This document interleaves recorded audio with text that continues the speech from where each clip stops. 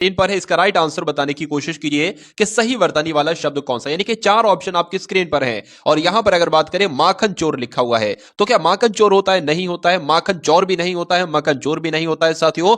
माखन चोर कैसे लिखा जाता है? जैसे आपका ऑप्शन नंबर डी में लिखा हुआ है। उसके बाद देखिए ये एक मुहावरा है साथियों, गूलर का फूल। तो गूलर का फूल होने का मतलब क्या होता है? मतलब इसका साथियों क्या होता है? दुर्लभ होना इसका मतलब होता है। तो अगर आपका भी आंसर यहां पर ऑप्शन नंबर ए था तो बिल्कुल करेक्ट था। उसके बाद देखिए साथियों फिर से एक वर्तनी वाला प्रश्न आपकी स्क्रीन पर है। आपसे पूछा जा रहा है कि वीणा पाणी कैसे लिखा जाता है, तो कौन से ऑप्शन वाला बिल्कुल सही होगा? वीणा पाणी लिखा हुआ। तो जैसे आपको ऑप्शन नंबर डी में लिखा है वीणा पाणी, इस प्रकार से लिखा जाता है। उसके बाद देखिए चौथे नंबर का प्रश्न आपकी स्क्रीन पर है कि निम्नलिखित में से उस विकल्प का चयन करें जो सिर पर पांव रखकर भागना, यानी कि ये सिर पर पांव रखकर भागने का मतलब क्या होता है? आपने बहुत लोगों के मुंह से सुना होगा, अरे वो तो सिर पर पांव रखकर भागा। तो सिर पर क्या कभी पांव रखे जाते हैं? नहीं रखे जाते हैं। यानी कि बहुत तेज भागने को साथियों कहा जा सकता है वो तो सिर पर पांव रखकर भागा। आंसर आपका डी के साथ जाएगा। उसके बाद देखिए साथियों पर्यायवाची आपसे पूछा जा रहा है, एक शब्द यहां पर दिया गया है, यह शब्द है खग। आपसे पूछा जा रहा है कि खग का पर्यायवाची क्या होगा साथियों? तो खग किसे कहा जाता है? खग क्या पशु को कहा जाता है? नहीं, कबूतर को भी नहीं, तोते को भी नहीं साथियों। खग कहा जाता है पक्षी को। इसलिए आंसर अगर आप कहे ऑप्शन नंबर डी के साथ तो बिल्कुल करेक्ट है भाई, बहुत बढ़िया, वेरी गुड क्लास। साथियों मैं आप सभी के लिए जो भी क्वेश्चंस ला रहा हूं सभी के सभी एकदम एग्जाम लेवल के क्वेश्चन आपके लिए ला रहा हूं और मैं ऐसी पूरी उम्मीद करता हूं कि एग्जाम तक अगर आपने साथियों इस सभी वीडियो को देख लिया जो भी आपको दी जाए एग्जाम तक, तो आपका एग्जाम बहुत आसानी से पास हो जाएगा। ठीक है ना? तो आप सभी लोग क्या करेंगे साथियों, वीडियो को तुरंत देखकर लाइक कर दिया करो। इससे मुझे मालूम पड़ जाएगा कि हाँ भाई वीडियो आपको पसंद आ रही है और मुझे इसी तरीके से मेहनत को चालू रखना है। जिसके आने की तिथि मालूम ना हो साथियों उसके लिए आपको बताना है एक शब्द क्या होता है। देखिए अगर बात करें जिसके आने की तिथि मालूम ना हो, यानी कि जो अचानक आ जाए, उसको क्या कहा जाता है बताइए? तो उसको क्या कहा जाता है साथियों? उसको तो अतिथि कहा जाता है। इसलिए आंसर आपका जाएगा ऑप्शन नंबर बी के साथ। श्री गणेश का साथियों विलोम आपसे पूछा जा रहा है, क्या होता है बताइए? चलिए तो यहां पर अगर बात करें आंसर आपका किस ऑप्शन के साथ जाने का बताने की कोशिश करेंगे, तो श्री गणेश का विलोम होता है साथियों इति श्री। इसलिए आंसर आपका ऑप्शन नंबर सी हो जाता है। उसके बाद देखिए नीचे दिए गए वाक्यांशों के लिए सही विकल्प का चयन कीजिए जिसे जिस तक ना पहुंचा जा सके। तो जिस तक ना पहुंचा जा सके उसको क्या कहा जाता है साथियों? उसको तो अगम कहा जाता है। तो आंसर आपका ए के साथ जाएगा। निम्नलिखित शब्दों में से स्त्रीलिंग शब्द का चयन कीजिए। इसमें से कौन सा साथियों स्त्रीलिंग शब्द है आपसे पूछा जा रहा है, बताइए। कि जी किसी भी शब्द के साथ साथियों अगर कैसा आ जाए ऑटोमेटिक कैसा आ जाएगा? किसी भी शब्द को बोलो, आदमी कैसा है, आदमी के साथ कभी कैसी का इस्तेमाल थोड़ी ना करोगे। तो जिसके साथ कैसा आ जाए वो पुल्लिंग होगा और जिसके साथ साथियों कैसी आ जाए वो आपका स्त्रीलिंग शब्द होगा। तो स्थापना कैसी है, तो कैसी आया ये स्त्रीलिंग हो गया और यही आपसे पूछा गया था। स्वदेश कैसा है, अध्याय कैसा है, अपराध कैसा है, ये आपके नीचे तीनों वाले जो है ना वो पुल्लिंग हो जाएगा। स्वदेश कैसा है, अध्याय कैसा है, लेकिन स्थापना यहां पर साथियों आपका एक स्त्रीलिंग शब्द हो जाएगा। निम्नलिखित में से उस विकल्प का चयन करें जो त्रिशंकु होना मुहावरे का मतलब आपको बता रहा है। तो त्रिशंकु होना यह एक मुहावरा है, इसका मतलब आपसे पूछा जा रहा है अधर में लटकना, सब जगह रहने वाला, इधर उधर होना या शंकालु होना। तो कहा जा सकता है साथियों अधर में लटकने को क्या कहा जा सकता है? त्रिशंकु होना कहा जा सकता है। आंसर आपका ए के साथ जाएगा। निम्नलिखित उसके बाद यहां पर अगर बात करें ना तो निम्नलिखित प्रत्येक शब्द के लिए उसके नीचे दिए गए विकल्पों में से विलोम शब्द, यानी कि आपको साथियों विलोम बताना है। किस शब्द का विलोम बताना है? इहलोक का बताना है कि विलोम क्या होता है साथियों बताइए। तो इहलोक का विलोम जो होता है ना साथियों वो परलोक होता है। इसलिए आंसर आपका अगर ऑप्शन नंबर बी के साथ तो बिल्कुल करेक्ट है। धरती का समानार्थी शब्द आपसे पूछा जा रहा है साथियों। देखिए धरती का समानार्थी शब्द चंचला नहीं होगा, विपुला नहीं होगा, सरसी भी नहीं होगा, क्या होगा? अचला होगा।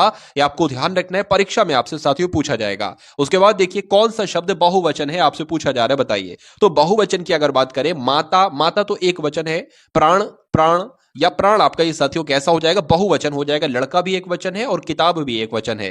तो जिनका आंसर यहां पर बी है बिल्कुल करेक्ट है। उसके बाद देखिए पुरस्कार का विलोम क्या होगा ये आपसे पूछा जा रहा है साथियों, बताइए।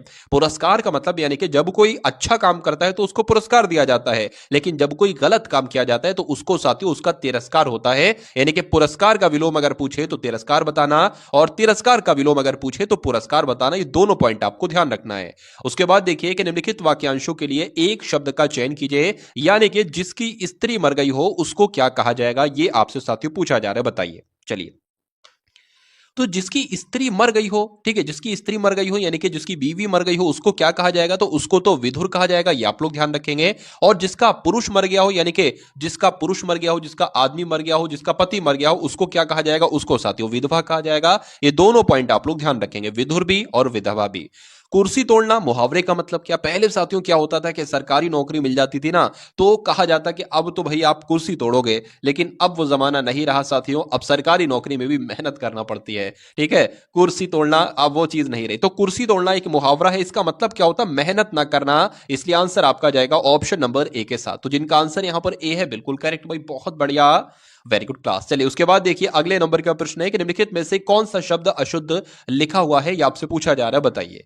तो इसमें से कौन सा शब्द साथियों अशुद्ध लिखा हुआ है बताने की कोशिश करेंगे। अगर बात करें अनुकंपा तो बिल्कुल सही लिखा हुआ है। सन्यासी की अगर बात करें, ये सन्यासी मुझे यहां पर सही नहीं लग रहा है। सन्यासी साथियों इस प्रकार से लिखा जाता है, इस प्रकार से सन्यासी, ठीक है ना। वृक्षारोपण भी सही लिखा हुआ है, प्रतीक्षित भी सही लिखा हुआ है। लेकिन अगर बात करें अशुद्ध कौन सा है तो मैं आपको बता चुका हूं साथियों, ये सान्यासी लिखा है जो कि कोई शब्द नहीं होता है। तो आंसर आपका अगर है ऑप्शन नंबर बी के साथ तो बिल्कुल करेक्ट है।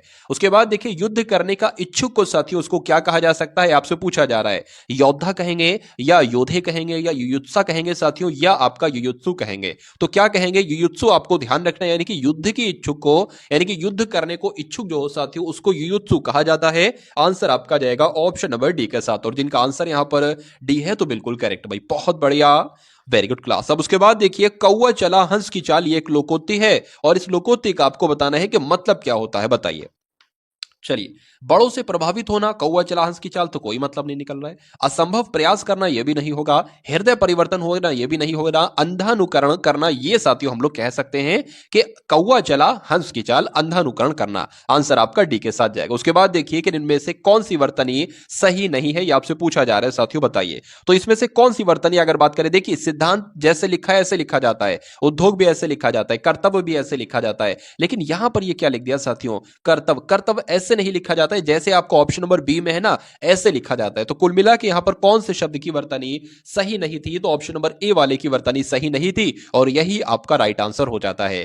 तो ये तो थे साथियों हिंदी के 20 प्रश्न आपने देखे जैसे आपके एग्जाम में पूछे जाते हैं। अब उसी प्रकार आप लोग देखिए सामान्य ज्ञान के 20 प्रश्न, ये यहां पर 21 से लेकर 40 तक चलेंगे। उसके बाद 20 प्रश्न देखेंगे मैथ के और 20 प्रश्न देखेंगे रीजनिंग के। और 20 प्रश्न मैथ के और रीजनिंग के ऐसे मैं आपको समझाऊंगा, इस तरीके से मैं आपको समझाऊंगा, यानी कि कोई लंबा मेथड नहीं, बहुत, यानी कि जिन टीचर्स ने मैथ को और रीजनिंग को बहुत हवा बना के रखा है साथियों, बहुत लंबे लंबे कॉन्सेप्ट आपको समझाते हैं और आप डर जाते हो, तो आज साथियों आपका वो डर भी मैं निकाल दूंगा जड़ से। चलिए, तो गायत्री मंत्र का सबसे पहले उल्लेख अगर बात करें तो किस ग्रंथ में मिलता है, तो किस ग्रंथ में मिलता है साथियों, ऋग्वेद में मिलता है। आंसर आपका ऑप्शन नंबर ए हो जाता है। सैटेलाइट लॉन्चिंग स्टेशन ये कहां पर स्थित है, बताइए। तो ये कहां पर स्थित है, आप लोग ध्यान रखेंगे, श्री हरिकोटा में स्थित है, इसलिए आंसर आपका ए हो जाता है। पुलित्जर पुरस्कार साथियों किस क्षेत्र से संबंधित है, यानी कि पुलित्जर पुरस्कार जो दिया जाता है वो पत्रकारिता के क्षेत्र में दिया जाता है। आंसर आपका ऑप्शन नंबर ए हो जाता है। कबीर के गुरु का नाम साथियों क्या था, ये आपसे पूछा जा रहा है। तो कबीर के गुरु का नाम क्या था, रामानंद क्या था साथियों, कबीर के गुरु का नाम था। आंसर आपका सी हो जाता है। जहांगीर का मकबरा साथियों ये कहां पर स्थित है, आपसे पूछा जा रहा है। तो अगर आपसे एग्जाम में पूछा जाए कि जहांगीर का मकबरा कहां पर स्थित है, तो आंसर आपको क्या बताना है, लाहौर में स्थित है। आंसर आपका जाएगा ऑप्शन नंबर ए के साथ। देखिए यहां पर अगर बात करें साथियों, आप सभी को मालूम है कि 4 विषयों से प्रश्न आपके बनेंगे एसएससी जीडी परीक्षा में। देखिए मैंने साथियों सब कुछ तैयार कर दिया है, यानी कि आपको एसएससी जीडी का एग्जाम निकालना है। आप सिर्फ ये चाहते हो मुझसे, और मैं ये चाहता हूं कि आप सिर्फ एसएससी जीडी का एग्जाम निकालो और बहुत अच्छे से निकालो, यानी कि जब एग्जाम आप देकर आओ तो आपको कट ऑफ की टेंशन नहीं होना चाहिए। तो अगर बात करें साथियों, आपको एक पॉइंट ध्यान रखा है, मैं आपको जो भी क्वेश्चंस करा रहा हूं, अगर बात करें हिंदी के, बात करें सामान्य ज्ञान के, मैथ के, रीजनिंग के, जितना मैंने आपको पढ़ाया है और इतना इसमें से जितना आएगा, लगभग जितना भी आए 90%, 92%, तो ये आपका गलत नहीं होना चाहिए। अगर यही प्रश्न साथियों एग्जाम में आपको देखने को मिले और यही प्रश्न आपने गलत कर दिए, तो ये गलती साथियों मेरी नहीं होगी, क्योंकि मैं आपके लिए पूरी कोशिश कर रहा हूं कि 90% से ज्यादा ही एग्जाम में फंसे। यानी कि अगर 80 प्रश्न है ना, तो 80 में से कोशिश मैं ये करूंगा साथियों लगभग 70 क्वेश्चन के आसपास आपका टारगेट साथियों होना चाहिए, और ये टारगेट आप लेकर रहोगे। चलिए, तो जो आपको साथियों पढ़ाया जा रहा है उसको बहुत ध्यान से पढ़िए, जो भी क्लास आपको इस चैनल के माध्यम से दी जाए उसको बहुत ध्यान से कीजिए और सभी क्वेश्चंस को अपने मनोमस्तिष्क में कीजिए। यही तरीका होता है एग्जाम को क्रैक करने का।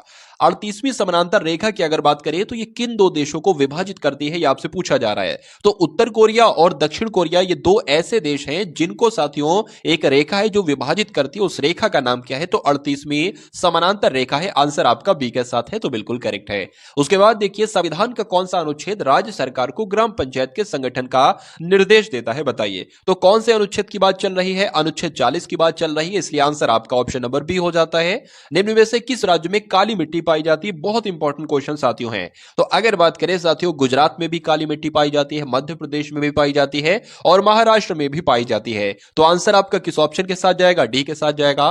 भारत में तंबाकू का सबसे ज्यादा साथियों उत्पादन कहां पर किया जाता है, बताइए। चलिए, तो यहां पर अगर बात करें सबसे ज्यादा उत्पादन कहां पर किया जाता है तंबाकू का, तो आंध्र प्रदेश में किया जाता है। राइट आंसर आपका बी के साथ जाएगा। जमींदारी उन्मूलन के लिए संसद में प्रथम संविधान संशोधन किस वर्ष हुआ था? तो यहां पर साथियों अगर एग्जाम में आपसे पूछा जाए कि संविधान में पहला संशोधन साथियों कब हुआ था, तो 1951 में हुआ था। यह आपको ध्यान रखना है साथियों, जमींदारी उन्मूलन के लिए। आंसर जिनका यहां पर ए है तो बिल्कुल करेक्ट है। उसके बाद देखिए कि निम्न में से किसके उपग्रह सबसे ज्यादा हैं? तो सबसे ज्यादा साथियों किसके उपग्रह हैं साथियों? तो बृहस्पति के उपग्रह सबसे ज्यादा है। आंसर आपका सी के साथ जाएगा। उसके बाद देखिए डीजल की गुणवत्ता किसके द्वारा साथियों व्यक्त की जाती है? एग्जाम में साथियों प्रश्न आपसे बनेगा, तो आंसर आपका किस ऑप्शन के साथ जाना चाहिए? आप लोग यहां पर ध्यान रखेंगे C10 संख्या के द्वारा जो है ना वो डीजल की गुणवत्ता को साथियों व्यक्त किया जाता है। आंसर आपका ए के साथ। चलिए, भारतीय उपमहाद्वीप मूल रूप से निम्न में से किस एक विशाल भूखंड का हिस्सा है, यह आपसे साथियों पूछा जा रहा है। तो किसका हिस्सा है? गोंडवाना लैंड का है, यानी कि जो भारतीय उपमहाद्वीप है ना साथियों, ये किस भूखंड का हिस्सा है? तो गोंडवाना लैंड का हिस्सा है क्या? भारतीय उपमहाद्वीप। आप लोग ध्यान रखेंगे, अच्छा क्वेश्चन है और इंपॉर्टेंट क्वेश्चन भी है। आपसे पूछा जा रहा है साथियों नाबार्ड क्या है? नाबार्ड का नाम आपने सुना होगा, 1982 में जिसकी स्थापना हुई थी। एक तरीके से साथियों ये क्या है? ये एक बैंक है, ये आपको ध्यान होना चाहिए, यानी कि मालूम होना चाहिए। आंसर आपका जाएगा ऑप्शन नंबर बी के साथ। उसके बाद देखिए साथियों अगले नंबर का प्रश्न आपके स्क्रीन पर है कि सिलिकॉन वैली इनमें से किसके लिए प्रसिद्ध है, बताइए। तो सिलिकॉन वैली की अगर बात करें नदी घाटी के लिए, कंप्यूटर सॉफ्टवेयर के लिए, पर्यावरण संरक्षण के लिए, सिलिकॉन उत्पादन के लिए, बताइए। चलिए, तो यहां पर आपका आंसर साथियों किस ऑप्शन के साथ जाएगा बताने की कोशिश करेंगे आप सभी लोग, बताइए। सिलिकॉन वैली साथियों किसके लिए अगर बात करें तो आप लोग ध्यान रखेंगे, सिलिकॉन वैली जो है ना वो कंप्यूटर सॉफ्टवेयर के लिए प्रसिद्ध है। आंसर आपका जाएगा ऑप्शन नंबर साथियों बी के साथ। साहित्य अकादमी कहां पर स्थित है? मोस्ट इंपोर्टेंट क्वेश्चन आपकी स्क्रीन पर है, तो आप लोग यहां पर ध्यान रखेंगे कि साहित्य अकादमी साथियों नई दिल्ली में स्थित है। आंसर आपका ऑप्शन नंबर ए जाएगा। साहित्य अकादमी कहां पर साथियों? नई दिल्ली में। उसके बाद देखिए सरदार स्वर्ण सिंह समिति की अनुशंसा पर भारतीय संविधान में, यानी कि सरदार स्वर्ण सिंह समिति की सिफारिश पर संविधान में 42वें संविधान संशोधन के द्वारा किसे जोड़ा गया था? तो किसे जोड़ा गया था साथियों? मौलिक कर्तव्यों को जोड़ा गया था। आंसर आपका बी के साथ जाएगा। उसके बाद देखिए स्वतंत्र भारत में उत्तर प्रदेश के पहले विधानसभा के अध्यक्ष कौन थे? बहुत इंपॉर्टेंट क्वेश्चन साथियों ये है। तो राजर्षि पुरुषोत्तम दास टंडन का नाम आपको मालूम होना चाहिए, यूपी के प्रथम विधानसभा के अध्यक्ष थे। उसके बाद देखिए ग्रीन मफलर किस प्रदूषण से संबंधित है, बताइए। देखिए साथियों अगर मैं आपको बताऊं, मैं उस पर फोकस नहीं कर रहा हूं, मैं आप अगर बात करें 100% एग्जाम मान लीजिए होता है, तो 100% की अगर बात करें 10% ऐसे क्वेश्चंस आते हैं साथियों, यानी कि 100 में से ऐसे क्वेश्चंस आते हैं जो किसी की भी समझ में नहीं आते हैं। मतलब बहुत एक तरीके के हार्ड लेवल के क्वेश्चंस होते हैं, वो जितना बच्चा पढ़ के जाता है वो उसको पढ़कर कंफ्यूज हो जाता है। तो आपको उस 10% क्वेश्चंस पर आपको ध्यान नहीं देना है, आपको देखना है कि भाई वो 90% कौन से प्रश्न आपसे पूछे जाते हैं जिनको आप कर सकते हो। आप अगर इनकी तैयारी करोगे ना तो एग्जाम कभी निकल नहीं पाएगा। यही तो सही रणनीति होती है। रणनीति क्या होती है साथियों? अब बच्चे इसको सॉल्व करने की कोशिश में लगते हैं कि भाई ये कहां से एग्जाम में क्वेश्चन आते हैं, इसको मत पढ़ो, अपने इस वाले पोर्शन को तगड़ा कर लो और ऐसा तगड़ा कर लो कि इन 90% में से जितने भी क्वेश्चन आएंगे मैं सारा करके आऊंगा। यानी कि अगर 90% क्वेश्चन आ रहे हैं ना तो 85% तो मैं साथियों करके आऊंगा, अगर 85 भी नहीं बनते तो 80% तो करके आऊंगा हर हालत में। ठीक है, तो आप उस पर फोकस कीजिए जिस टाइप के मैक्सिमम ज्यादातर क्वेश्चन आते हैं। चलिए, अगर आप उन 10% क्वेश्चन को, 20% क्वेश्चन को नहीं भी करते हैं तो उससे कोई फर्क नहीं पड़ता। सिलेक्शन आपका नहीं रुकेगा साथी उन क्वेश्चन से। सिलेक्शन आपका उससे रुकता है जो 80% क्वेश्चन आपको करना चाहिए, जो सिंपल टू मॉडरेट होते हैं, जो आप कर सकते हो। अगर वही आप नहीं कर पा रहे हो तो दिक्कत पड़ती है, तो फिर सिलेक्शन नहीं होता है। चलिए, तो ग्रीन मफलर साथियों किस प्रदूषण से संबंधित है आपसे पूछा जा रहा है, तो ध्वनि प्रदूषण से संबंधित है। आंसर आपका बी के साथ जाएगा। निम्न में से कौन सी ग्रैंड स्लैम टेनिस प्रतियोगिता घास के मैदान पर खेली जाती है, तो किसकी बात चल रही साथियों, विंबलडन की बात चल रही है। आंसर आपका किस ऑप्शन के साथ जाएगा, ऑप्शन नंबर बी के साथ जाएगा। भाई बहुत बढ़िया, वेरी गुड क्लास। तो अब आपके सामने यहां पर रीजनिंग के कुछ इंपॉर्टेंट क्वेश्चंस आएंगे। रीजनिंग के साथियों 20 क्वेश्चन आप लोग देखेंगे, उसके बाद मैथ के यहां पर 20 क्वेश्चंस देखेंगे। और ये क्वेश्चन साथियों एसएससी जीडी एग्जाम के लिए बहुत इंपॉर्टेंट है, इसलिए आपको सभी के सभी सवालों को देखना है और उनके कॉन्सेप्ट को देखना है कि किस प्रकार से मैं आपको साथियों यहां पर समझा रहा हूं। देखिए, तो रीजनिंग का साथियों पहला सवाल यहां पर आया है। आपसे यहां पर ये दिखाया जा रहा है कि 4 से 7 मिलकर, यानी कि 4 और 7 मिलकर ये 53 बन गए हैं। उसी प्रकार उसी रूल के अकॉर्डिंग 6 से 9 मिलकर यहां पर 87 बन गए हैं। तो 1 से 7 को अगर मिलाया जाए उसी रूल के अकॉर्डिंग, तो यहां पर कौन सा नंबर बनेगा, सिंपल सी बात आपसे पूछी जा रही है। देखिए, अगर यहां पर हम लोग बात करें 4 का स्क्वायर 16 हो जाएगा और 7 का स्क्वायर 49 हो जाएगा, तो 53 से बहुत ज्यादा बन जाएगा। यहां पर साथियों क्या लॉजिक लगेगा, देखिए अगर यहां पर अगर बात करें 7 का स्क्वायर कराएं तो कितना बनेगा साथियों, 49 बनेगा। सिंपल सा, इसमें 4 जोड़ दोगे साथियों, जब 4 जोड़ोगे तो कितना बन जाएगा, 53 ही तो बन जाएगा। उसके बाद अगर बात करें 9 का स्क्वायर करेंगे 81 बन जाएगा, और 81 में जब साथियों 6 जोड़ते हैं तो 87 बन जाएगा।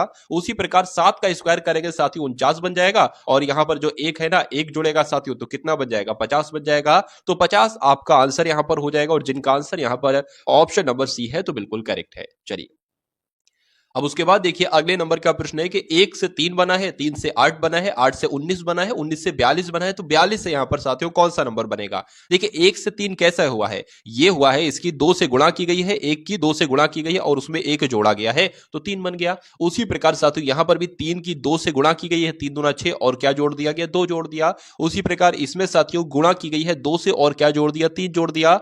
ठीक है, मतलब यहां पर सबकी 2-2 से गुणा करना है, और जोड़ना क्या क्या है, पहले 1 जोड़ा, फिर 2 जोड़ा, फिर 3 जोड़ा। तो अब साथियों 2 से गुणा करेंगे और कितना जोड़ेंगे, 4 जोड़ेंगे। तो 19 दूना 38 होता है, 38 और 4 आपका 42 होता है। अब इसकी भी साथियों 2 से ही गुणा करेंगे और कितना जोड़ेंगे साथियों, 5 जोड़ेंगे। तो 42 दूना कितना होता है साथियों, 84 होता है। 84 और 5 कितना होता है, 89 होता है। इसलिए आंसर आपका जो जाएगा वो ऑप्शन नंबर सी के साथ जाएगा। चलिए, उसके बाद देखिए अगले नंबर का प्रश्न आपकी स्क्रीन पर है।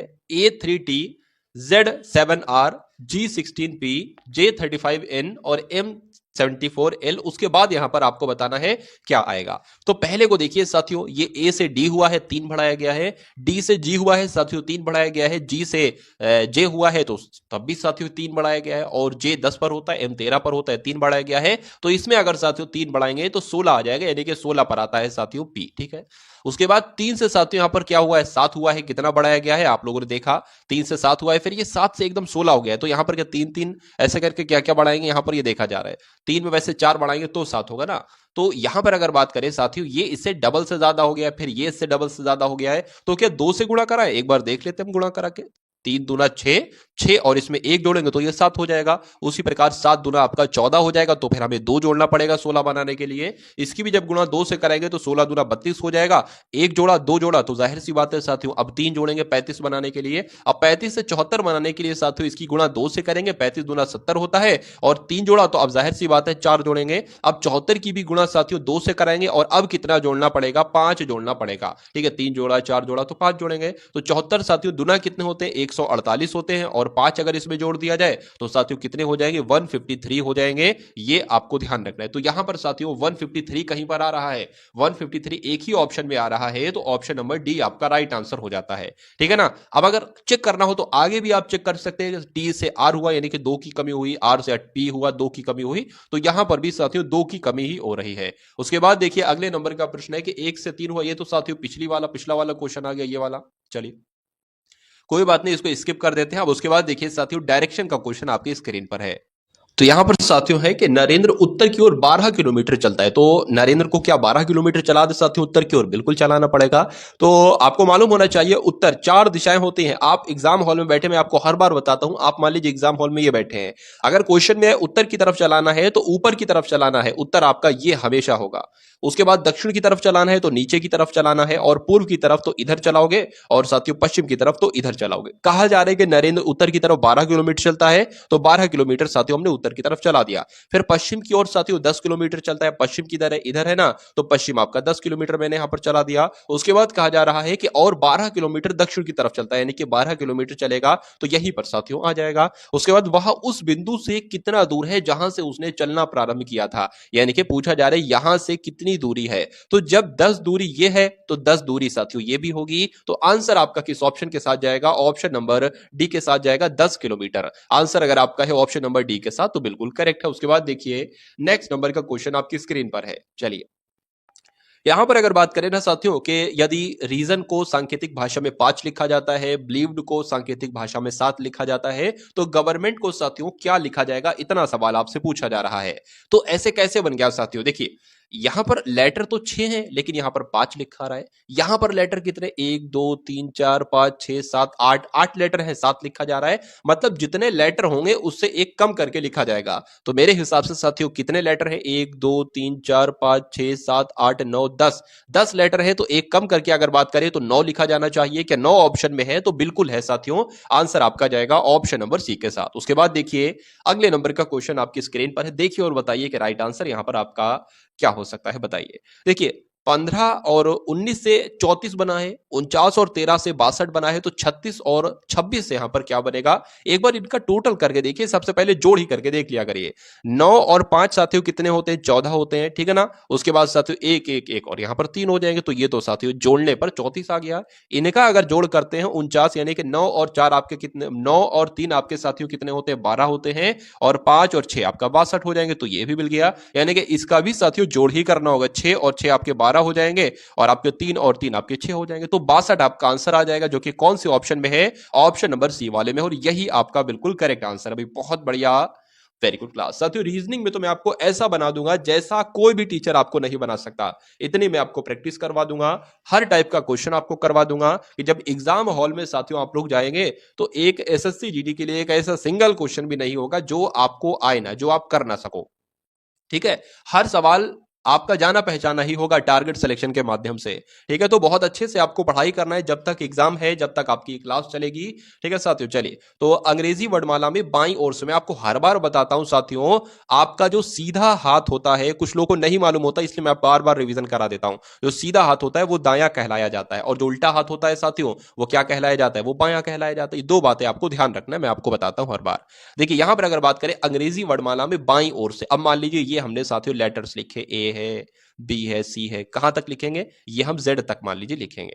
अगर आपसे कहा जाए दाईं ओर से चलाना है तो आप जेड से चलाओगे इसकी तरफ, ए की तरफ। अगर आपसे कहा जाए बाईं ओर से चलाना है तो आप इस तरफ से चलाओगे, जेड की तरफ। ठीक है, इसमें कहा गया अंग्रेजी वर्णमाला में बाईं ओर से 15वें ओर, तो बाईं ओर से 15वां क्या हो जाएगा? बाईं ओर से 15वां ऐसे यहां पर चलेंगे तो 15वां नंबर यहां पर आ जाएगा, और 15 पर साथियों ओ होता है। उसके बाद कहा गया है कि बाईं ओर से 15वें और दाईं ओर से 10वां, तो दाईं ओर से यानी कि जेड की तरफ से चलाना है। जेड की तरफ से अगर 10वां होगा तो कौन सा होगा हमें नहीं पता है, मान लीजिए, तो हम क्या करेंगे? 27 में से 10 घटा देंगे। अगर यहां पर कहा जाता कि दाईं ओर से 20वां अक्षर कौन सा होगा, या दाईं ओर से छठा अक्षर कौन सा होगा, तो 27 में से 6 घटाते, तो यहां पर साथियों 17 हो जाएगा। यानी कि जब हम दाईं ओर से 10वें नंबर तक पहुंचेंगे ना, कि जेड 1 हो गया, वाई 2 हो गया, एक्स 3 हो गया, ऐसे करके साथियों 17 नंबर पर हम पहुंचेंगे, और 17 पर होता है क्यू।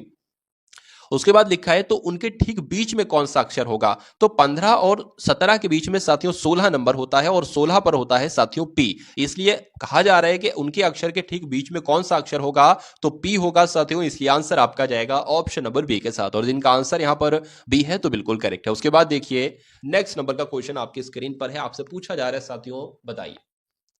यहां पर अगर बात करें कि इनमें से उस आरेख को चुना है जो दिए गए वर्गों के बीच संबंध को सही तरीके से दर्शाता है, यानी कि गहने सोना और चांदी है, तो सोना और चांदी क्या गहने के अंतर्गत आते हैं साथियों? कौन सा यहां पर बिल्कुल सही होगा ये आपको बताना है, बताने की कोशिश करेंगे। राइट आंसर इसका क्या होगा बताइए। देखिए यहां पर अगर बात करें ना कि हर सोना चांदी, हर सोना चांदी गहना नहीं होता है। कुछ सोने के बिस्किट भी होते हैं, तो जो सोने के बिस्किट होते हैं वो थोड़ी ना साथियों कहलाएंगे गहना। तो अगर बात करें साथियों, मान लीजिए ये गहने हो गए, ठीक है ना, और ये जो है ना, ये आपका चांदी हो गया, और इतनी चांदी गहने के अंतर्गत आ जाएगी, ठीक है। और मान लीजिए ये आपका क्या होगा, ये आपका सोना हो गया, इतना सोना आपका गहने के अंतर्गत आ जाएगा। क्या पता अब ये बिस्किट है, सोने के बिस्किट है या सोने का कुछ भी, जरूरी थोड़ी ना सब हर सोना गहना नहीं होता है, हर चांदी गहना नहीं होता है। इसलिए जो बनेगा ना साथियों आरेख, वो ये बनेगा। और ऐसा कहां पर बना हुआ है, ऑप्शन नंबर सी बना हुआ है। बहुत सारे लोग ऑप्शन नंबर डी को लगाएंगे, ऑप्शन नंबर डी, जो कि साथियों गलत हो जाएगा। अब उसके बाद देखिए नेक्स्ट नंबर का क्वेश्चन आपकी स्क्रीन पर है, बताइए। चलिए देखिए, बहुत ध्यान से देखेंगे साथियों। मीनू कल्पना से लंबी है लेकिन पूर्वी से नाटी है। गीता प्राची से नाटी है और प्राची उतनी लंबी नहीं है जितनी कल्पना लंबी है। यदि ये सभी ऊंचाई के क्रम में खड़ी हो तो इनमें से मध्य में कौन होगा, यानी कि बीच की आपसे पूछी जा रही है। तो जो कहा जा रहा है वो आप कर लो। मीनू कल्पना से लंबी है, यानी कि मीनू जो है वो कल्पना से लंबी है, तो मीनू को हम साथियों यहां पर रखेंगे, ठीक है। मीनू कल्पना से लंबी है तो कल्पना जाहिर सी बात है उसके नीचे आ जाएगी। उसके बाद कहा है लेकिन पूर्वी से नाटी है। मीनू के बारे में कहा जा रहा है कि मीनू जो है ना वो कल्पना से तो लंबी है लेकिन पूर्वी से नाटी है, या तो पूर्वी साथियों वो ऊंची हो जाएगी, इससे पूर्वी यहां पर आ जाएगी। उसके बाद लिखा है गीता जो है ना, गीता प्राची से नाटी है। अब गीता और प्राची नहीं पता तो भैया गीता और प्राची हम साइड बना लेते, क्या पता गीता प्राची इसके ऊपर भी जा सकती है, गीता प्राची से नीचे भी आ जाए, तो साइड बना लो, ज्यादा समझदारी काम रहेगा। तो क्या कहा जा रहा है साथियों, गीता जो है ना ये प्राची से नाटी है, तो प्राची ऊपर आ जाएगी, ठीक है। प्राची से नाटी, और प्राची जो है, प्राची उतनी लंबी नहीं है जितनी कल्पना है। अच्छा अच्छा अच्छा, मतलब प्राची जो है उतनी लंबी नहीं है जितनी कल्पना है, मतलब कल्पना ज्यादा लंबी है। इसका मतलब कल्पना से छोटी होगी प्राची और प्राची से छोटी होगी गीता। तो ये सिस्टम साथियों आप बना है। उसके बाद लिखा है, देख लेते हैं, जितनी कल्पना लंबी नहीं है, ठीक है। उसके बाद लिखा है यदि वे सभी ऊंचाई के क्रम में खड़ी हो, बिल्कुल ऊंचाई के क्रम में ही तो खड़ी है कि सबसे छोटी गीता है, फिर प्राची है, फिर कल्पना है, फिर बीनू है, फिर पूर्वी है। उसके बाद कहा है कि तो इनके मध्य में कौन सा होगा, तो मध्य में तो देखिए साथी यही होगा, दो इधर हो गई, दो इधर हो गई, मध्य में कौन रहा, बीच में कौन रहा, कल्पना ही तो रही। इसलिए सही जवाब आपका क्या होगा, ऑप्शन नंबर सी, यानी कि कल्पना के साथ जाएगा। अब उसके बाद देखिए अगले नंबर का प्रश्न है कि रविशंकर जिस प्रकार से सितार से संबंधित है, यानी कि ये तो सितार वादक हैं, उसी प्रकार बिस्मिल्ला शाह की अगर बात करें, बिस्मिल्ला खान की बात करें, तो ये तो साथियों शहनाई से संबंधित है। इसलिए आंसर आपका अगर है ऑप्शन नंबर सी तो बिल्कुल करेक्ट है। उसके बाद देखिए 112 का संबंध साथियों जो है ना यहां पर जताया जा रहा है 448 से, तो 221 का संबंध साथियों किससे हो जाएगा, ये आपसे यहां पर पूछा जा रहा है। देखिए सिंपल सी बात है, 112, देखिए ये एक का दो, एक का चार हो गया, ठीक है, एक का चार हो गया, दो का आठ हो गया, मतलब कि गुणा चार से कराई जा रही है। जब गुणा चार से कराओगे, चार दूना आठ, चार एकम चार, चार एकम चार, तो ये बनेगा। तो इसकी भी साथियों चार से ही गुणा कराएंगे तो क्या आ जाएगा, चार एकम चार, चार दूना आठ, चार दूना आठ, यानी कि 884 आ जाएगा, जो कि आपका ऑप्शन नंबर सी में है। उसके बाद देखिए साथियों नेक्स्ट नंबर का क्वेश्चन आपकी स्क्रीन पर है। यहां पर आपको दिखाया जा रहा है कि यदि किसी सांकेतिक भाषा में बेड को क्या लिखा जाता है साथियों, बेड को YZW लिखा जाता है, और SAME को क्या लिखा जाता है, HZNV लिखा जाता है, तो LOVE को क्या लिखा जाएगा। मैं आपको साथियों यहां पर देखिए सिंपल सी बात है, ए को यहां पर जेड लिखा गया है, यानी कि ए का अपोजिट लेटर क्या होता है, जेड होता है। बी का अपोजिट लेटर क्या होता है, वाई होता है। इसी से आप समझ जाओगे ये अपोजिट लेटर वाला है। वैसे तो आप सभी के अपोजिट लेटर याद कर लीजिए कि ए का जेड होता है, बी का वाई होता है, सी का उसके बाद साथियों एक्स होता है, ये सभी आपको मालूम होना चाहिए। लेकिन अगर कोई नहीं आपको आ रहा है तो सिंपल सी बात है, जैसे कि अगर मैं आपसे कहूं कि डी का अपोजिट लेटर क्या होता है तो आप नहीं मालूम है, लेकिन डी का आपको वो तो मालूम है कि डी कौन से नंबर पर आता है, 4 पर आता है, तो उसको आप 27 में से घटा दो। जब आप 27 में से इसको साथियों घटा दोगे तो आपको मिल जाएगा अपोजिट लेटर। तो साथियों 7 में से 4 जाएगा, 3 बचेगा, और यहां पर तो यानी कि 23 नंबर पर साथियों क्या होता है, डब्ल्यू होता है, तो डी का अपोजिट लेटर साथियों डब्ल्यू हो जाएगा, ठीक है। तो साथियों ये सिस्टम होता है। तो यहां पर अगर बात करें बी का, सबका अपोजिट लेटर है, देख लीजिए एक बार, ठीक है। एल के अपोजिट लेटर की अगर साथियों बात करेंगे तो यहां पर क्या आना चाहिए, एल का अपोजिट लेटर। तो एल का अपोजिट लेटर साथियों ओ होता है, और एल का ओ होता है, ओ का साथियों एल होता है, और साथियों वी का ई होता है, और ई का साथियों वी होता है। तो OLEV कहां पर लिखा हुआ है, ये तो ऑप्शन नंबर डी में लिखा हुआ है। तो यही आपका बिल्कुल करेक्ट आंसर हो जाता भाई, बहुत बढ़िया, वेरी गुड क्लास। निम्नलिखित अक्षरों का कौन सा समूह रिक्त स्थानों पर क्रमवार रखने से दी गई अक्षर श्रृंखला को पूरा करेगा। यानी कि ये जो खाली जगह साथियों है ना, इसमें आपको बताने कौन से लेटर आएंगे ऑप्शन में से। तो इस सवाल को जब भी आप करने बैठो तो सबसे पहला आप काम क्या करो, सबसे पहले लेटर देखो कितने हैं, 1 2 3 4 5 6 7 8 9, यानी कि देखिए 9 कुल मिला के लेटर है। तो 9 लेटर कैसे बढ़ सकते हैं, 3 3 3 के पेयर में ही बढ़ सकते हैं। तो 3 3 3 के पेयर में इनको काट लो, 1 2 3, ये आपका एक अलग पेयर हो गया, 1 2 2 3 ये आपका एक अलग पेयर हो गया और 1 2 3, यानी कि यहां पर अगर बात करें देखिए पहला और अंतिम जो लेटर है ना वो एम एम है, तो यहां पर तो एम आ गया, यहां पर साथियों एम आएगा। अब पहला और अंतिम लेटर एम एम है तो यहां पर भी एम आएगा और यहां पर भी एम आएगा, यानी कि एम ए एम ऐसे बनेगा, एम ए एम ये भी बन गया तो एम ए एम ये भी, यानी कि यहां पर भी ए आएगा। तो कौन कौन से मैंने लेटर लिखे हैं, मैंने ए और एम एम एम लिखा है, तो ए एम एम एम। और ऐसा कहां पर लिखा हुआ है साथियों, ऐसा तो ऑप्शन नंबर डी में लिखा हुआ है, इसलिए राइट आंसर आपका जो होगा वो ऑप्शन नंबर डी के साथ जाएगा, और जिनका आंसर यहां पर डी है तो बिल्कुल करेक्ट है। चलिए उसके बाद देखिए साथियों के निम्नलिखित विकल्पों में से विषम अक्षर आपको बताना है, यानी इसमें से सबसे विषम कौन सा है। तो इसमें से सबसे विषम निकालने के लिए साथियों इसकी लेटर पोजीशन हमें लिखना होगी। एन होता है साथियों 14 पर, पी होता है 16 पर और आर होता है 18 पर। उसके बाद साथियों डी होता है 4 पर, सी होता है 3 पर और बी होता है 2 पर।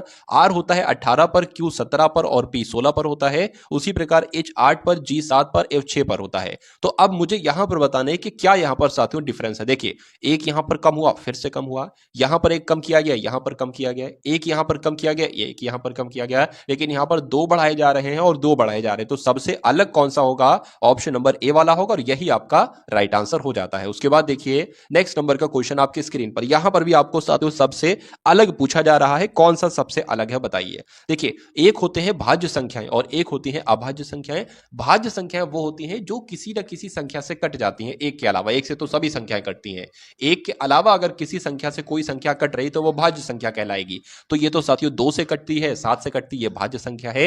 ये भी 2 से कटती है, 3 से कटती है, भाज्य संख्या है। ये भी साथियों 5 से कटती है और 3 से कटती है, भाज्य संख्या। लेकिन ये साथियों एक के अलावा किसी से नहीं कटती है। वैसे तो एक से ये भी कट जाएगी, ये भी कट जाएगी, ये भी कट जाएगी, लेकिन ये एक के अलावा किसी से नहीं कटती है, ये खुद से ही कटेगी फिर जाके। तो ये कैसी संख्या हो जाएगी, ये साथियों एक अभाज्य संख्या हो जाएंगी और बाकी सारी भाज्य संख्या है। इसलिए आंसर आपका किस ऑप्शन के साथ जाएगा, बी के साथ जाएगा। चलिए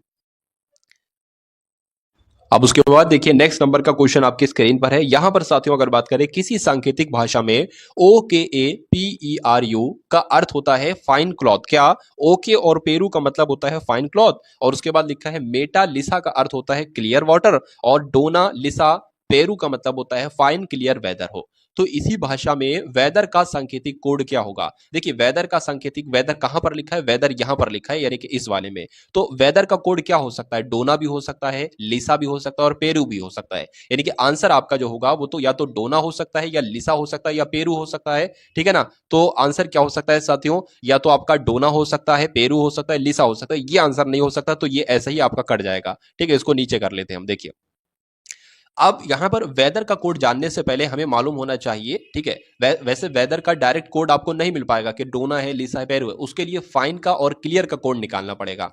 तो देखिए यहां पर भी फाइन का कोड डोना लिसा पेरू में से कुछ हो सकता है, और फाइन यहां पर भी लिखा हुआ है, ठीक है, यानी कि फाइन का कोड यहां पर होगा। तो फाइन का कोड इसमें से और इसमें से क्या सेम है, इसमें से साथियों क्या सेम है, इसमें से पेरू सेम है, यानी कि फाइन का जो कोड साथियों निकल कर आएगा वो क्या निकल कर आएगा, पेरू निकल कर आएगा। ठीक है, तो अब पेरू भी आंसर नहीं हो सकता। उसके बाद क्लियर लिखा हुआ है, क्लियर यहां पर लिखा हुआ है, क्लियर का कोड क्या है, मेटा या लिसा हो सकता है। तो देखिए क्लियर का कोड अगर बात करें इसमें भी क्लियर का कोड है, और साथियों जो है ना वो इसमें भी क्लियर है। तो लिसा जो है वो साथियों किसका है, वो क्लियर का कोड है। लिसा आपका क्या हो गया, लिसा आपका साथियों क्लियर का कोड हो गया। अब हमें फाइन का भी कोड पता चल गया, पेरू है, तो पेरू भी आंसर नहीं हो सकता।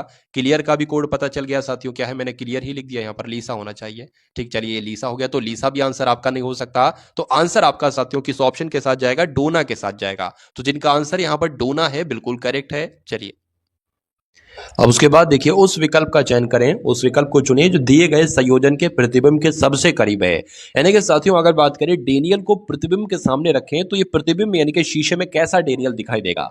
यानी कि पहली बात तो आपको ये ध्यान रखना है, जो पहला होता है वो सबसे अंत में दिखाई देता है, और जो अंत में होता है वो सबसे पहला दिखाई देता है। तो एल कैसा दिखाई देगा, एल साथियों इस प्रकार का दिखाई देगा। उसके बाद ई कैसा दिखाई देगा, ई साथियों इस प्रकार का दिखाई देगा। उसके बाद अगर बात करें आई जैसा दिखाई दे रहा है, आई वैसा ही दिखाई देगा। एन कैसा दिखाई देगा, एन ऐसा दिखाई देगा, सॉरी एन एन की अगर बात करते हैं तो एन कैसा दिखाई देगा, एन ऐसा दिखाई देगा।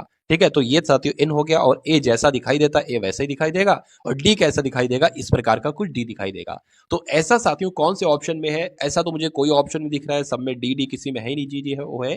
तो इसमें से हो सकता हो साथियों ऑप्शन कुछ गलती हो गई हो। तो कुल मिला के जैसे मैंने आपको बताया है ना, वैसे आपको ध्यान रखना है। अगर कोई भी वर्ड आपको दे दिया जाए और पूछा जाए ये प्रतिबिंब के सबसे करीब हो, यानी कि प्रतिबिंब में ये कैसा दिखाई देगा, तो जैसा मैंने आपको रूल बताया है वैसे आपको ध्यान रखना है। यानी कि जो पहला वाला होगा वो सबसे अंत में दिखाई देगा, जो अंत में होगा वो सबसे पहला दिखाई देना, और सब सारे लेटर्स को पलट दो, ठीक है। लेकिन कुछ लेटर ऐसे होते हैं जिनको पलटने पर भी साथियों वो सेम ही दिखाई देते हैं। उसके बाद देखिए इस श्रृंखला में गलत संख्या का साथियों आपको बताना है कौन सी गलत संख्या है। यानी कि 30 है, उसके बाद 27 है, मतलब 3 कम की गई है। उसके बाद 27 से 36 हो गई, यानी कि 9 बढ़ा दी गई है। 36 से एकदम साथियों 45 हो गई है, यानी कि 9 बढ़ा दी गई है। और 45 से साथियों 72 हो गई, यहाँ पर तो बहुत ही बढ़ा दी गई है, ठीक है। तो यहां पर साथियों अगर बात देखिए, एक चीज यहां पर निकल कर आ रही है, 7 और 2 कितना होता है, 9 होता है। 4 और 5 कितना होता है, 9 होता है। 3 और 6 कितना होता है, 9 होता है। 7 और 2 कितना होता है, 9 होता है। लेकिन 3 और 0 साथियों 3 होता है। तो श्रृंखला में गलत संख्या कौन सी है, तो मेरे हिसाब से तो साथियों 30 जो है ना, ये संख्या गलत है, इसलिए यही आपका आंसर हो जाएगा। और 30 कौन से ऑप्शन में है, तो 30 साथियों ऑप्शन नंबर ए में है साथियों, यही आपका राइट आंसर है। उसके बाद देखिए नीचे एक ही पासे के 4 प्रारूपों को दर्शाया गया है। इस पासे के 2 बिंदुओं वाले फलक के सामने विपरीत फलक पर कितने बिंदु होंगे, यानी कि जहां पर 2 लिखा है ना, उसका विपरीत फलक पर कितने बिंदु होंगे। सिंपल सा प्रश्न आपसे ये साथियों पूछा जा रहा है, बताइए। चलिए देखिए, सॉरी, एक तो 2 की अगर बात करें तो 2 यहां पर लिखा हुआ है, तो जाहिर सी बात है साथियों 2 का विपरीत फलक 3 भी नहीं हो सकता है और 5 भी नहीं हो सकता है, तो 5 भी आंसर नहीं हो सकता है। अगर तीनों ऑप्शन में होता तो वो भी कट कर देते। 2 का विपरीत फलक साथियों 1 भी नहीं हो सकता है, तो अगर एक ऑप्शन में होता तो उसको भी कट कर दे, और 3 नहीं है तो 3 भी साथियों गलत हो जाएगा। लेकिन ऐसे हमें आंसर नहीं मिला। अब अगर बात करते हैं साथियों यहां पर ना कि 2 एक तो यहां पर है साथियों, ठीक है, 2 का विपरीत फलक आपसे पूछा जा रहा है, ध्यान रखिए। अच्छा, एक ये यहां पर भी लिखा है और एक ये यहां पर भी लिखा है। कभी ऐसी कंडीशन आ जाए साथियों कि कोई नंबर एक सेम फलक पर लिखा हो, यानी कि एक यहां पर भी, एक बिंदु यहां पर भी है, एक बिंदु यहां पर भी है, यानी कि कहा जा सकता है कि 3 का अगर विपरीत आपसे पूछता तो 4 हो जाता, 2 का अगर विपरीत आपसे पूछे तो 6 हो जाएगा, और 2 का ही तो विपरीत पूछा है, तो 2 का विपरीत साथियों क्या हो जाएगा, 6 हो जाएगा। आंसर आपका जाएगा ऑप्शन नंबर डी के साथ। चलिए उसके बाद देखिए नेक्स्ट नंबर का क्वेश्चन आपकी स्क्रीन पर है, यानी कि अब आपके सामने साथियों 20 प्रश्न तो हो चुके रीजनिंग के, अब 20 क्वेश्चन हम लोग देखेंगे मैथ के साथियों, टॉप लेवल के एकदम सभी के सभी क्वेश्चंस हैं, और बहुत ध्यान से आप लोग देखिएगा। चलिए, किसी कार्यालय के 20 कर्मचारियों का औसत वेतन कितना है, 1900 है। यदि मैनेजर का वेतन भी इसमें शामिल कर लिया जाए तो औसत वेतन बढ़कर कि 2000 रुपए हो जाता है। मैनेजर का वेतन बताइए। अगर ये प्रश्न साथियों आपके एग्जाम में आ जाता है तो कैसे आप इसको सॉल्व करेंगे। देखिए, किसी कार्यालय के 20 कर्मचारियों का औसत वेतन कितना है, यानी कि 20 कर्मचारियों का साथियों औसत वेतन कितना है, 1900 है। तो जाहिर सी बात है इन 20 कर्मचारियों का कुल मिला के वेतन कितना होगा, 19 दूना 38 हो जाएगा, यानी कि 38,000 जो है साथियों ये क्या हो जाएगा, 20 कर्मचारियों का कुल मिला के वेतन हो जाएगा। उसके बाद कहा गया है कि यदि इसमें मैनेजर का वेतन भी शामिल कर लिया जाए, यानी कि अभी तक तो 20 लोग थे, अब कितने लोग हो गए, अब 21 लोग हो गए हैं, और जब 21 लोग हो गए हैं यानी कि उसका भी अगर मैनेजर का भी इसमें वेतन शामिल कर लिया जाता है तो औसत कितना हो जाता है, औसत बढ़कर 2000 हो जाता है। यानी कि पहले औसत 1900 था, अब कितना हो गया साथियों, 2000 हो गया। तो अगर कहा जा सकता है साथियों 20 लोगों का औसत मिलाकर वेतन कितना है, 38,000 है। तो 21 लोगों का कितना होगा, 21 दुना आपका 42, तो 42 हो जाएगा, और 3 जीरो लग जाएंगे, 42,000 हो जाएगा। तो 38,000 अभी इसमें मैनेजर का वेतन शामिल नहीं है, इसमें मैनेजर का वेतन शामिल कर दिया गया है, तो ये कितना साथियों ऊपर है, कितना एक्स्ट्रा है, 38, यानी कि 4000 ये साथियों ऊपर है। तो कहा जा सकता है 4000 साथियों क्या होगा, यही मैनेजर का वेतन होगा। आंसर आपका जाएगा ऑप्शन नंबर डी, यानी कि 4000 के साथ। चलिए अब उसके बाद देखिए अगले नंबर का प्रश्न आपकी स्क्रीन पर है। आपसे पूछा जा रहा है कि दो संख्याओं का अनुपात कितना है, 4:3 है, 3:4 है, और उनका महत्तम समापवर्तक 15 है। तो संख्याओं का योग क्या होगा, ये आपसे पूछे संख्याएं क्या क्या होंगी, दो सवाल बन सकते हैं।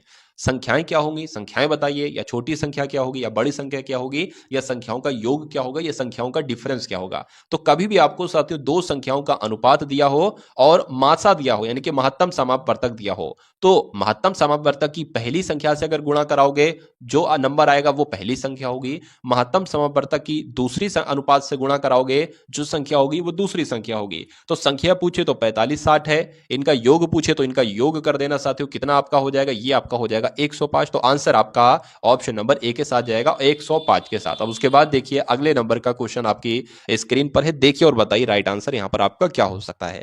चलिए यहां पर अगर बात करें a प्लस बी प्लस सी का औसत साथियों कितना है, ठीक है, 20 है। तो a प्लस बी प्लस सी का योग कितना हो जाएगा साथियों, सॉरी 20, औसत 20 है तो योग कितना हो जाएगा, योग आपका 60 हो जाएगा, जाहिर सी बात है। उसके बाद B plus C plus D का औसत कितना है, 25 है, तो योग कितना हो जाएगा साथियों, जाहिर सी बात है 75 हो जाएगा। तो यहाँ पर मैंने क्या लिख लिया, 75 यहाँ पर मैंने लिख लिया। अच्छा यहाँ पर डी का जो मान है साथियों, डी का मान कितना है, डी का मान 30 है, तो ए का मान आपसे पूछा जा रहा है कितना होगा, ए का मान पूछा जा रहा है कितना होगा।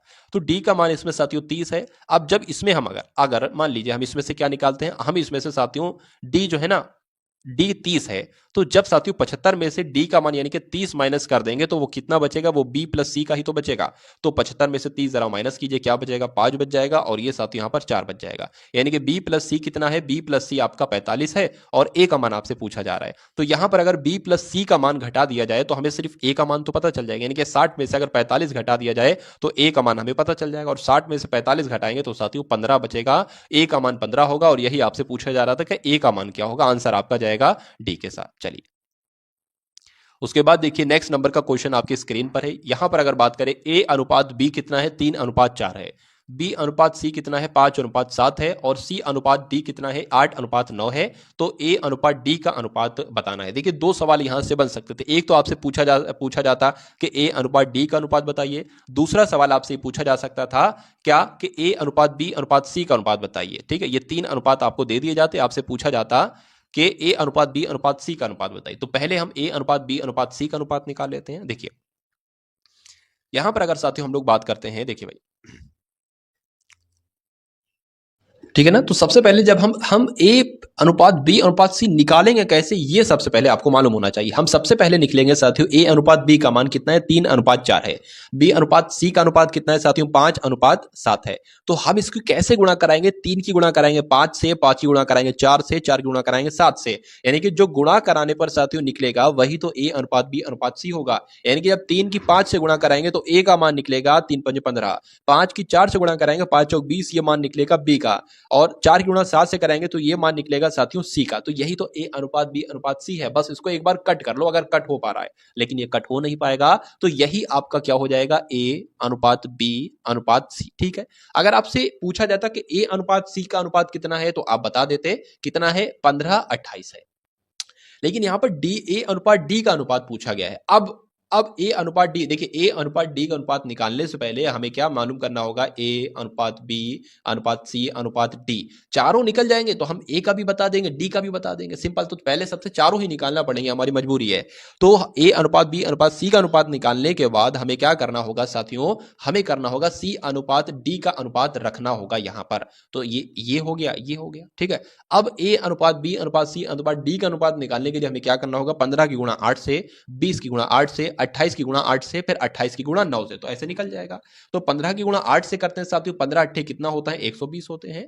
20 की गुणा 8 से करते हैं 160 हो जाएंगे। 28 की गुणा 8 से करेंगे तो अट्ठू अट्ठू आपके कितने हो जाएंगे, अट्ठू अट्ठू आपके साथियों 64 हो जाएंगे, और 8 दूना 16 और 6 आपका कितना हो जाएगा, 22 हो जाएगा। ठीक है, अब 28 की गुणा 9 से भी कराना है तो कितना हो जाएगा, अगर बात करें 9 अट्ठे 72 आपके हो जाएंगे। ठीक, एक सेकंड, 9 अट्ठे आपके कितने हो जाएंगे, मैं करा लेता हूं सही तरीके से। यहाँ पर ये मैंने खींच दी लाइन, और ये 9 अट्ठे आपके 72 हो जाएंगे, 7 बच जाएगा। ठीक है, 9 दूना 18 हो जाएगा, 18 और 7 साथियों कितना होता है, 25 होता है, यानी कि ये आ जाएगा। ये ए अनुपात बी अनुपात सी अनुपात डी तो आया है, लेकिन हमें ए अनुपात डी हम निकाल लेते हैं। ए अनुपात डी, ए कितना है 120 है, और साथियों डी कितना है 252 है, 252। इसका बस क्या, इसको वो कर लो साथियों, कट कर लो, यहाँ पर 60 आ जाएगा, ये आपका कितना आ जाएगा, 2 एकम 2, ये आपका 26 आ जाएगा। फिर से कट करोगे 60 को 2 से तो 30 आ जाएगा, ये आपका कितना आ जाएगा साथियों, इतना आ जाएगा। 3 से कट कर लो, 3 एकम 3 आ जाएगा, 3 दूना इतना आ जाएगा, 10 21 आ जाएगा। 10 21 साथियों ऑप्शन में है तो बिल्कुल है, आंसर आपका जाएगा ऑप्शन नंबर डी के साथ। ठीक है ना, तो बहुत साथियों आसान तरीके से मैंने आपको समझाया, इसलिए समय ज्यादा लगा है, लेकिन मैं यहां पर अगर करता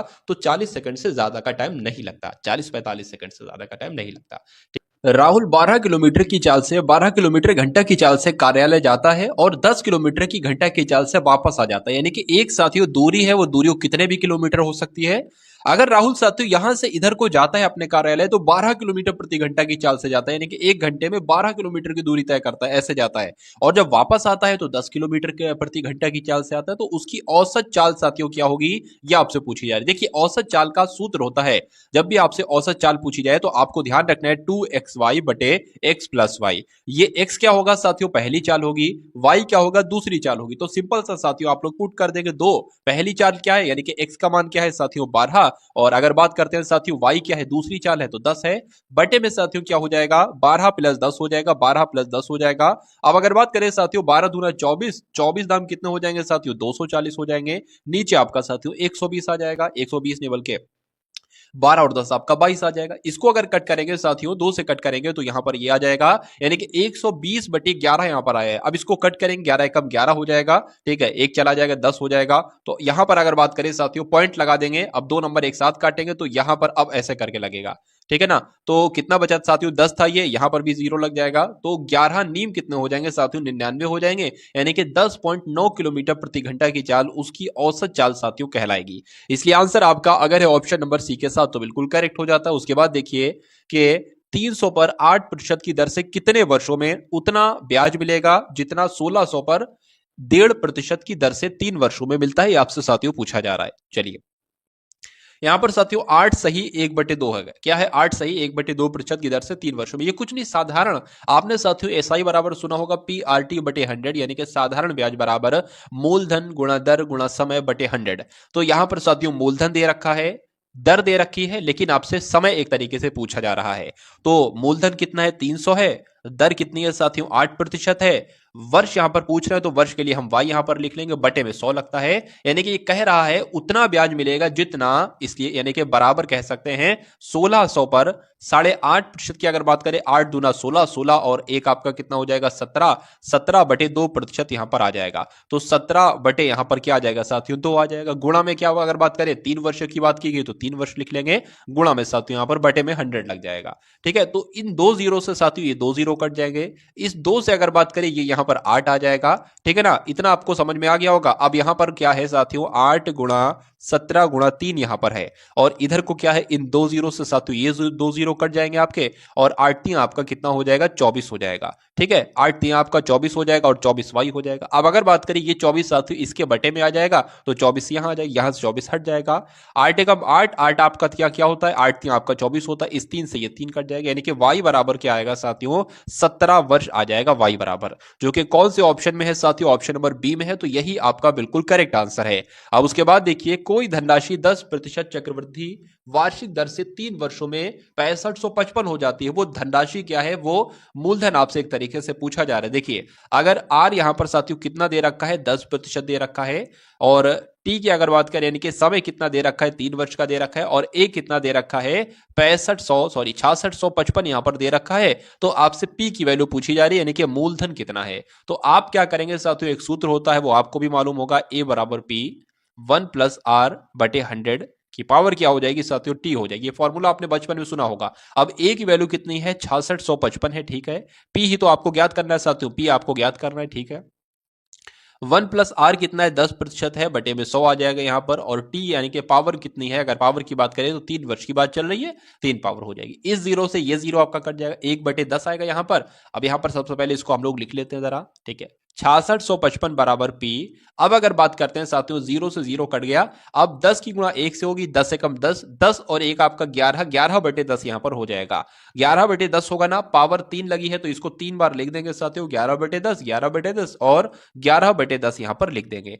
अब अगर साथियों बात करते हैं ये कैसे, यानी पी की देखिए वैल्यू ज्ञात करना है, तो ये तीनों जीरो क्या हो जाएंगे, ये तीनों जीरो इसके गुणा में लग जाएंगे, और ये 11 11 11 इसके भाग में आ जाएंगे। तो ऐसे साथियों कहा जा सकता है कि पी बराबर, या इधर लिख लेते हैं पी बराबर साथियों कितना हो जाएगा 6655, ये 3 जीरो है ना, 3 जीरो इधर लग जाएंगे, और ये साथियों क्या लग जाएगा 11 गुणा 11 गुणा 11। अब अगर बात करें 11 कम 11 होगा, 11 छंग आपका कितना हो जाएगा साथियों 66 हो जाएगा।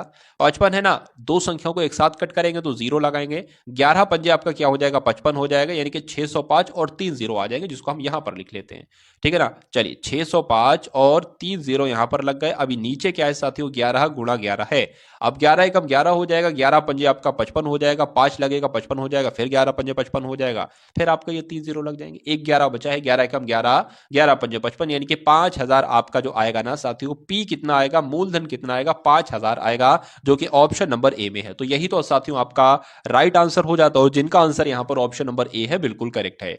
उसके बाद देखिए साथियों नेक्स्ट नंबर का क्वेश्चन आपकी स्क्रीन पर है, देखिए कुछ व्यक्ति एक कार्य को 40 दिनों में कर सकते हैं। यदि 8 व्यक्ति और मिल जाएं तो वही कार्य 10 दिन कम में हो सकता है। तो आरंभ में कितने व्यक्ति लगे थे, ये आपसे पूछा जा रहा है।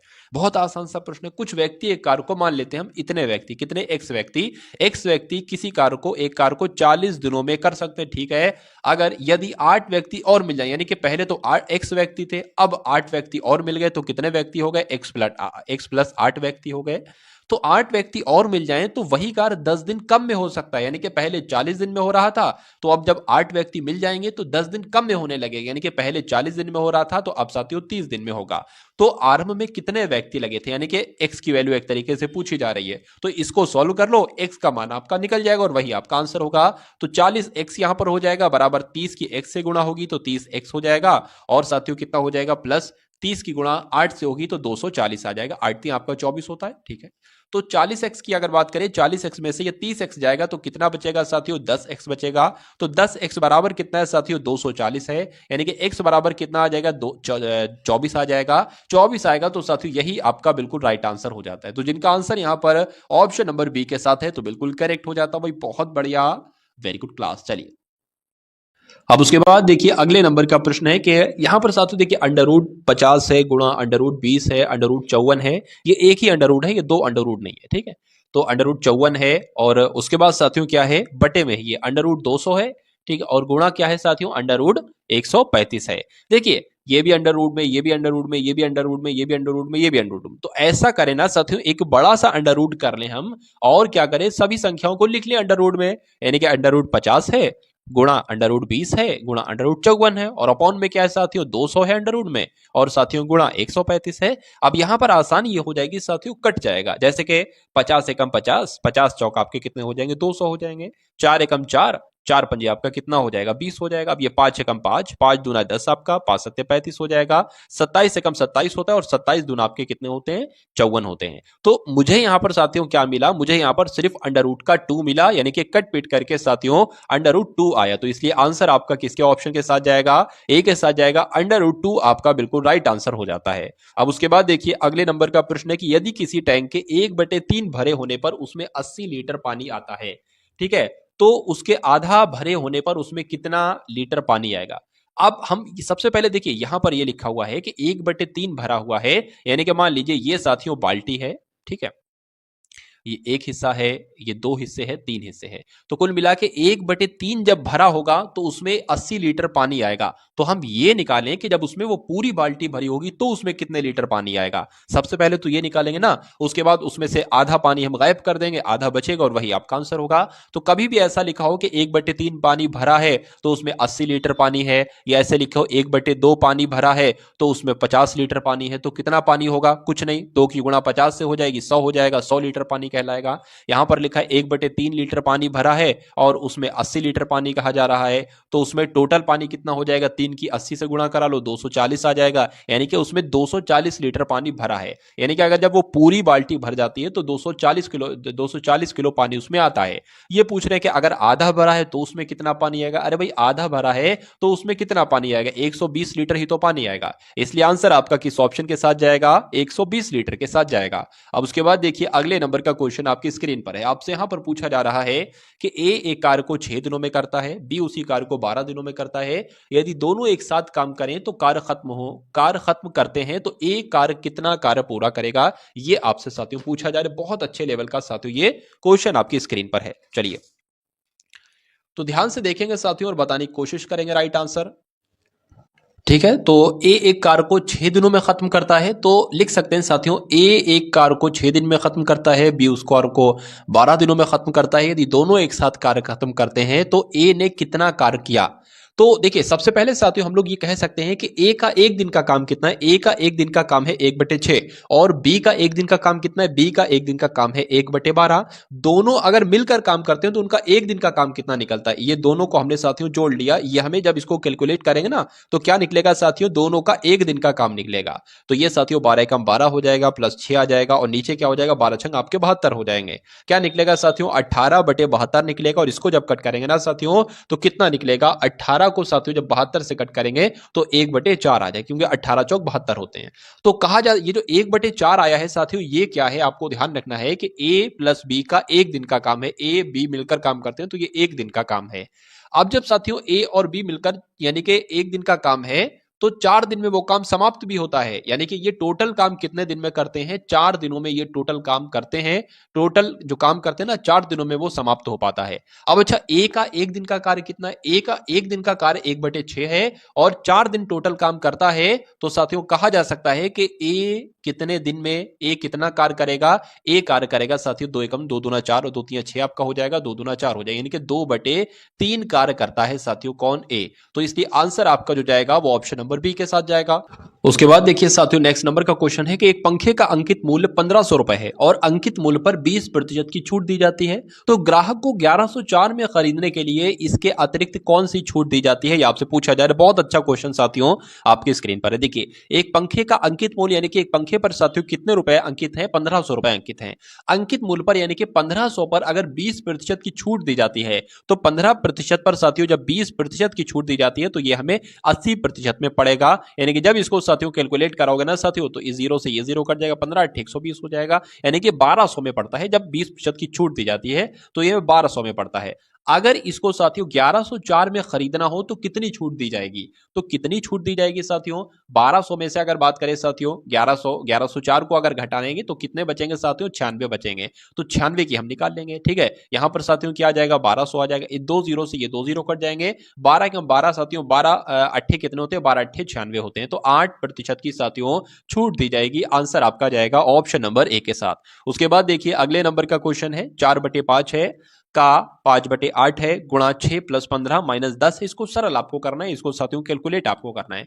मैं आपको कई बार बता चुका हूं जब भी का लिखा हो ना उसका मतलब होता है गुणा, यानी कि 4/15 गुणा 5/8 हो जाएगा प्लस 6 प्लस आपका इसको घटा लेते हैं साथियों 5 यहां पर बच जाएगा। ठीक है ना। अगर बात करें साथियों 5 से या 15 कट जाएगा 3 हो जाएगा, इस 4 से 1 आपका कट जाएगा 2 हो जाएगा, यानी कि 1/6 आ जाएगा प्लस यहां पर कितने आ जाएंगे? यहां पर 11 आ जाएंगे। इसको 1 मान लेते हैं हम। तो इसको जब साथियों कैलकुलेट करेंगे ना तो 1 आ जाएगा, 11 छंग आपका 66 हो जाएगा और 6 आ जाएगा, यानी कि 67 साथियों 6 यहां पर आपके सामने बचे जाएगा। ठीक है, तो यहां पर आपका क्या आ रहा था? 67/6 आ रहा था।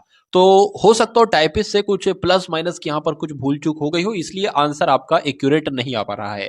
खैर कोई नहीं, जो तरीका था वो तरीका मैंने आपको बताया। इन बातों को आपको ध्यान रखना है, सही आंसर तक आप पहुंच जाओगे। उसमें प्लस माइनस की हो सकता हो कुछ मिस्टेक हो।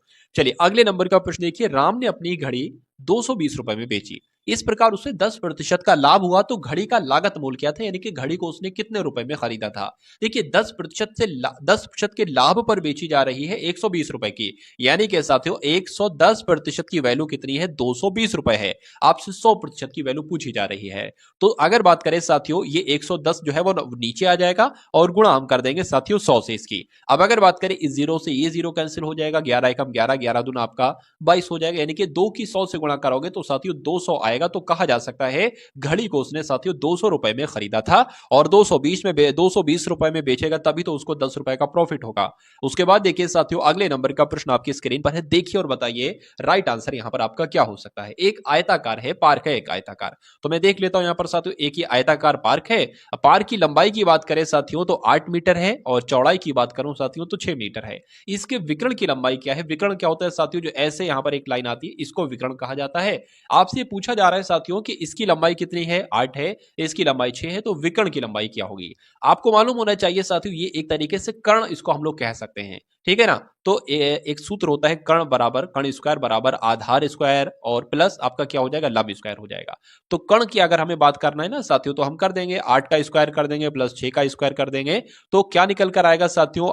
8 का स्क्वायर 64 हो जाएगा और 6 का स्क्वायर साथियों कितना हो जाएगा? 36 हो जाएगा। ये निकलकर साथियों कर्ण का स्क्वायर बराबर निकलकर 100 आ जाएगा। अब जब इस पर स्क्वायर हटेगा अंडर रूट इस पर चढ़ेगा तो के बराबर जो निकल कर आएगा साथियों वो 10 निकल कर आएगा, यानी कि इसकी जो लंबाई होगी ना साथियों वो 10 होगी। तो कर्ण की लंबाई कितनी हो जाएगी साथियों? 10 हो जाएगी। आंसर आपका जाएगा ऑप्शन नंबर ए के साथ। उसके बाद देखिए नेक्स्ट नंबर का प्रश्न आपकी स्क्रीन पर है कि एक व्यक्ति 18 किलोमीटर दूर 15 किलोमीटर घंटा की रफ्तार से जाता है। ठीक है, मतलब एक दूरी है 18 किलोमीटर की दूरी है। वो जाता तो है 15 किलोमीटर घंटे की रफ्तार से तथा वापस रिक्शे से आता है 10 किलोमीटर प्रति घंटा की रफ्तार से, तो उसकी औसत चाल क्या होगी। अभी यही प्रश्न मैंने आपको कराया था इसी टाइप का, लेकिन वहां पर दूरी नहीं दी गई थी। तो दूरी दी हो, दूरी ना दी, मतलब कुल मिला के साथियों अगर दूरी समान है, अब वो एक तरफ जाए हेलीकॉप्टर से और उसकी दूसरी तरफ से आए पैदल आए, एक तरफ उसकी चाल है 200 किलोमीटर प्रति घंटा, वापसी की उसकी चाल मान लो अगर है 5 किलोमीटर प्रति घंटा, तो कोई दिक्कत नहीं है। दो चालें आपके सामने है, फॉर्मूला आपको मालूम होना चाहिए 2xy अपॉन में x प्लस वाई। क्वेश्चन जैसे कि जैसा भी आ जाए क्वेश्चन आप आराम से कर डालोगे। 2 लिख दिया, x क्या होता है, पहली किलोमीटर प्रति घंटा की चाल होती है तो 15 किलोमीटर है, 15 किलोमीटर लिख दिया, गुणा लगा दिया, दूसरी चाल क्या है 10 किलोमीटर प्रति घंटा है तो 10 लिख लिया, बटे में साथियों 15 प्लस 10 यहां पर आ जाएगा।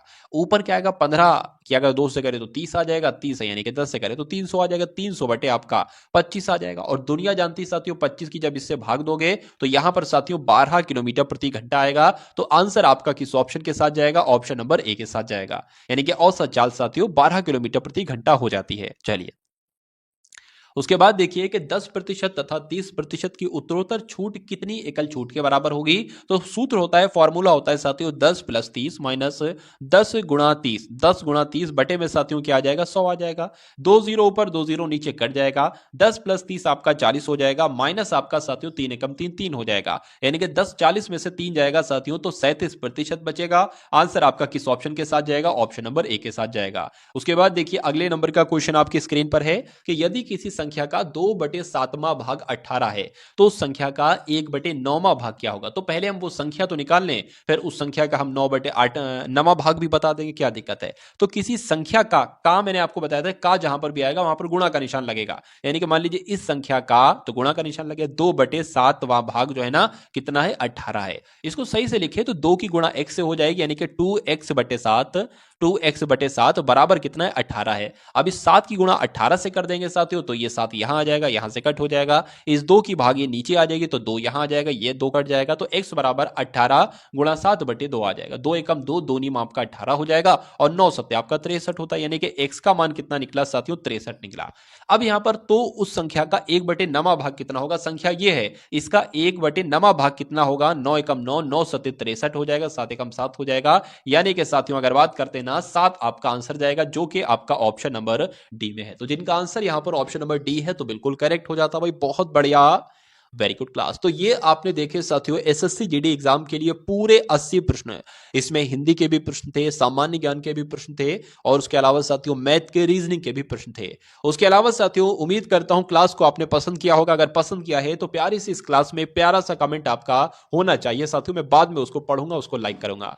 चैनल पर नए हैं तो चैनल को सब्सक्राइब कीजिए, तो कम से कम साथियों 2 मित्रों को इस वीडियो को आपको शेयर करना है।